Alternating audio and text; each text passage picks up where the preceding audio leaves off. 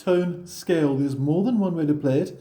This we can sort of call a block position because it doesn't really cover a block, but it's not too extended either. It's quite an easy pattern if you think about the symmetrical aspect of it. It's simply going back one fret at a time, back one fret, back one fret, back one fret. But because of the tuning of the second string, the G to the B string, you just go down one string, so you don't do that move back. But once you're on the second, you do that move back again, and you come back to the octave of the A. So one more time through slowly.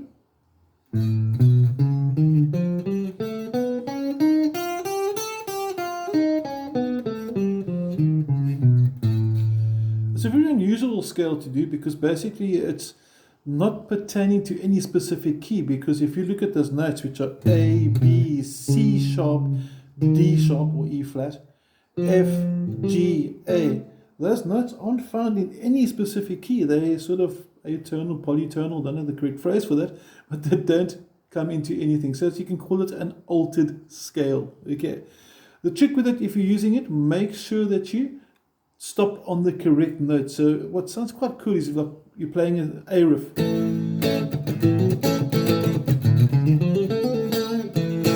Sounds quite nice inside a context like that where you're actually ending on one of the chord tones. So when you decide to put in a whole tone scale, make sure that your target note is part of the chord that you're playing when you resolve that phrase. In other words, whatever note that I end on should be one of the scale notes. Otherwise, it's quite good fun to have. It's quite an interesting exercise.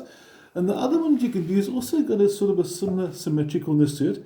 It's going to work up the guitar. This is a lot more extended. And it's going to use a bit of a stretch. So slow motion.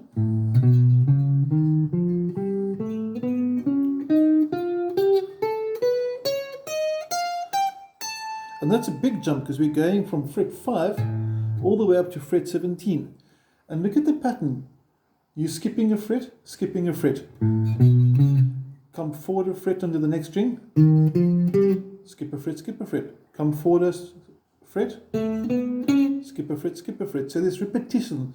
So what's nice about the whole tone scale is that there actually is a pattern which you should be able to see quite clearly on the attached PDF that I'll send through with this on the 2 different ways to play the whole tone scales.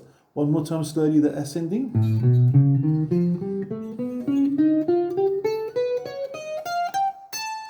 Okay, and then obviously descending it. But it's a nice scale. Again, like we mentioned, just make sure of your target notes. It can create a very, very nice sort of jazz vibe, a bit of an outside vibe, a lot of tension, but it needs to be resolved. If you create tension without resolving it, it's going to sound unpleasant. Okay, nice polite word.